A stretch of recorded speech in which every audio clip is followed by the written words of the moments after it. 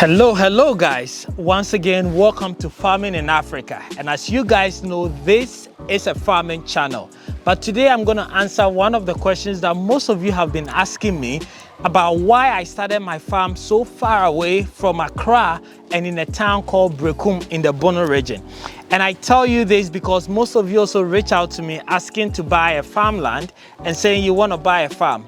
And most of the time the question I ask you is, do you know where you want to buy your farmland? And you're like, anywhere. We want to buy it closer to you. Today I want to walk you guys through the process of why my farm is in this region, and hopefully that will inform you if next time you want to go into farming or start a farm or buy a land, you can have something to think on. And that is why I'm putting this episode together to share it with you guys. But before I go into that, I want to say a big thank you to all of you that have been supporting this channel and with your comments and everything. So I want to take you guys back and sort of share something a bit personal to me. I know on this channel I've been focusing on farming and basically showing you guys what we are doing our farm, the mistakes we do, the innovative things we do, the challenges we face, so that you guys will have the right information so that tomorrow, if you want to start a farm, you know where to start from. You can take some of our learnings and mistakes and build a better farm. And that's the purpose of this channel and why I keep on doing this, what I do. But why did I start my farm here, and why is it important for you to know this when you're buying a land, right? So I believe there are so many types of farmers out there. There are farmers who are just passionate about farming, but they have actually settled on another profession, but just due to passion or the fact that they have the capital, wants to start a farm. So I'll put that in category A. There are also farmers who are like, I'm passionate about farming, I love to farm, and I want to get myself muddy. And those will be in category B. And then the third category, which is category C, are people who just have money and they either see financial opportunity in farming, or they just love farming or whatever, and therefore has money to just throw it in and invest into farming and sit back. Right, so these are the three categories. I'm going to focus this sort of conversation around the main two categories. And let me know what kind of farmer that you are in this channel, because I really want to understand you guys. So are you in category A, B, or C? Are you a farmer that is like has a profession, but you're passionate about farming? So you want to start a farming, have a manager, go once a day and come? Or are you a farmer that want to really get into it, do the actual work, which is category B? Or are you just an investor sitting back, doing whatever you're doing, and your money is working for you in the farming business? These are the three categories, and let me know in the comment below which one that you fall in, or that you're doing or thinking about even doing. So when we think about this category and you're thinking about going into farming or investing into a farmland or anything, these are the things you need to ask yourself, right? So a farmer, number one, which is category A, you're a teacher, you're a doctor, you live in the US, you're doing your job there, but you always love farming, or you even see the potential in farming. If you grew up in a village like me, then you started with farming. So you have that sense of going back to it. And now with your exposure, you really want to go into farming, but you know that you're not going to leave your profession now, and therefore you want to start a farm.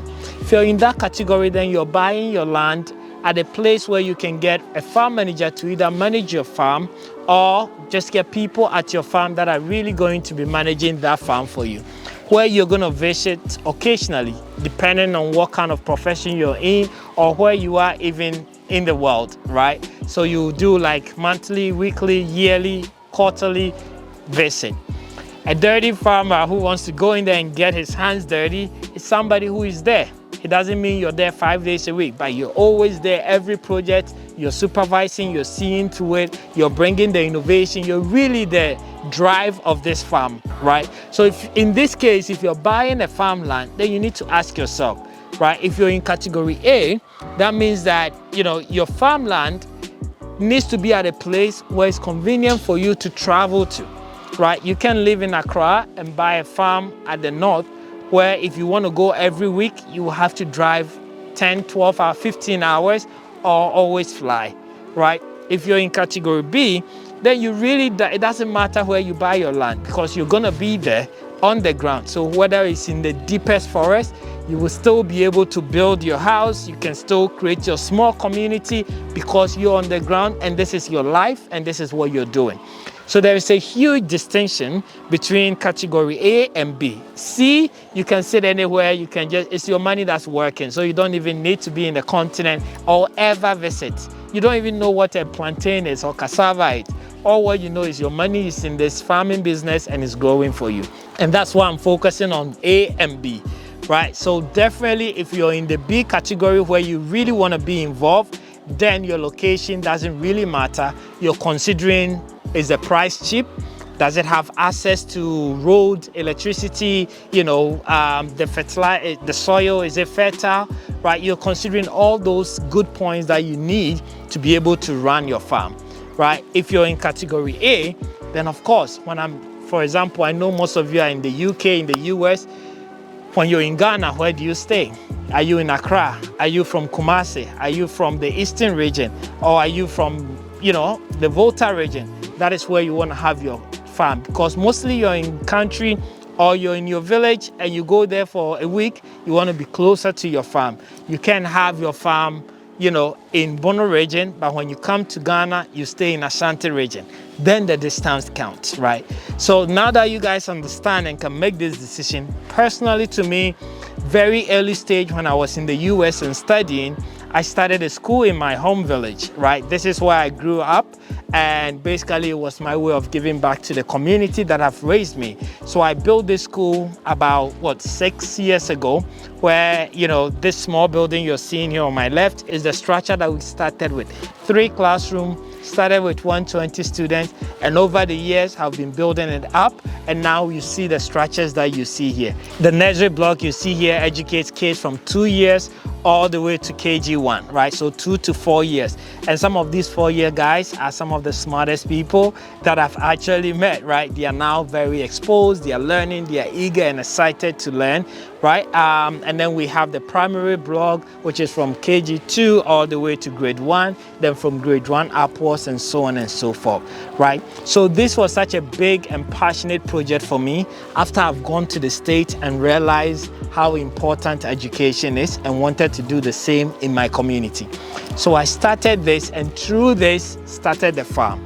And therefore, when I wanted to go into farming, I knew that this project is forever going to tie me to this community and this village. And therefore, there's no need in having a farm in the Volta region or Cape Coast, because then what do I have to do? Spread myself thin by going to Cape Coast next week, coming here next week, which is a lot of resources and also time that I don't have. And therefore, I chose to do my farming here. That is my reason personally. So even though I'm not a fully in farmer where I'm doing every single day farming, I know that I'm at least will come here once a week, twice a week, right? And when I come, at least it's valuable because I'm spending some time at the school and also some time at the farm, which balances it. And as you guys can see, we're actually doing a massive project here, which is really, as you guys know, draining my pocket. The good thing is I bought most of these materials during COVID, and now we are doing, but it's still very, very tight and it's not easy. And that's why most of my farming projects are not moving as fast as I want, because my class, the school is growing and I need to build more infrastructures. And that's why you see all these developments going. But basically, this is very personal to me. I don't know the ties you have to your village, to your home, to your country, you know, that you're thinking about going back to. But this is one of the reasons why I chose to actually do my farming here. Aside the fact that also, you know, the land was cheaper than buying it in Accra or anywhere closer. And personally, one day when I'm old enough, I don't want to be living in Accra. I want to be living in my forest, feeding my chicken, chasing my goats, and living that kind of life. So that is also something that I'm investing in when I'm old, right? So that's the kind of life I know I want to live. I don't want to live in the US. I don't want to live in the city. I want to be able to live a very nature life, simple life. Maybe that's not for you, but if that's for you, that should contribute to where you choose to start your farm or to buy your land.